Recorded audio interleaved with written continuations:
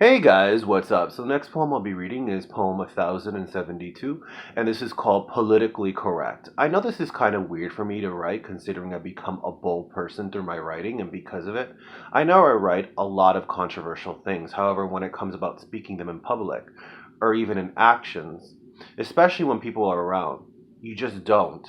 I do believe there's a time and a place, and we need to maintain ourselves the best way. It's a wiser decision to be politically correct. We also have to understand that people have other opinions. Besides, writing my thoughts in a book is not the same thing as dictating them out loud and enforcing people to live their lives like me. Politically correct.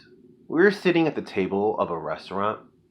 I've always respected you as my boss, but now you're running your mouth about government policies, politics in public. I guess you didn't read the common sense memo. That's not a conversation to have socially. You love your president. He's doing a great job. And you agree with his choices. You keep going on. And you must have realized my not so convincing poker face. You called me out from across the table. I just smile, say, no comment, and take a sip from the wine glass.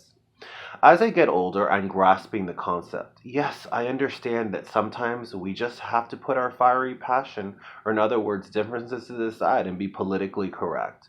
So you're a huge fan of my work. You have read all of my poems, you have listened to my videos, shared my quotes, and subscribed to them, and I feel so honored. I thank you for showing so much love and appreciation. One day you asked if I could take the time to read some of your work, which I didn't even know that you wrote.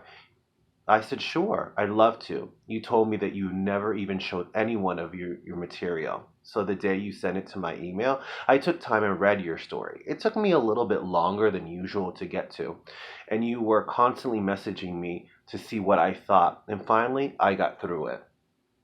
The truth was, I wasn't very fond of it. However, there were some parts I found interesting, and when I got back to you, I said, you have a lot of potential, and I mentioned all the things that I did like and suggest to reread it again because I felt there was something missing. But other than that, you have something there.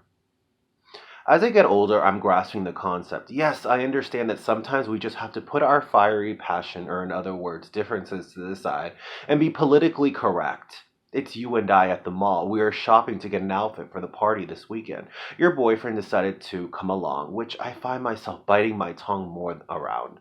He keeps talking about their sexual acts out in public and what is lacking in the bed, and that he wants to bring a third in the bed.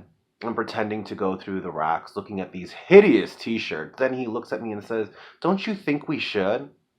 Oh, I'm so sorry. I'm going to go try this on. I'll be right back. There's a time and a place. Remember, you're not the only one in the room. If you care about your boyfriend or even me as a friend, you would respect that. As I get older, I'm grasping the concept. Yes, I understand that sometimes we just have to put our fiery passion, or in other words, differences, to the side and be politically correct.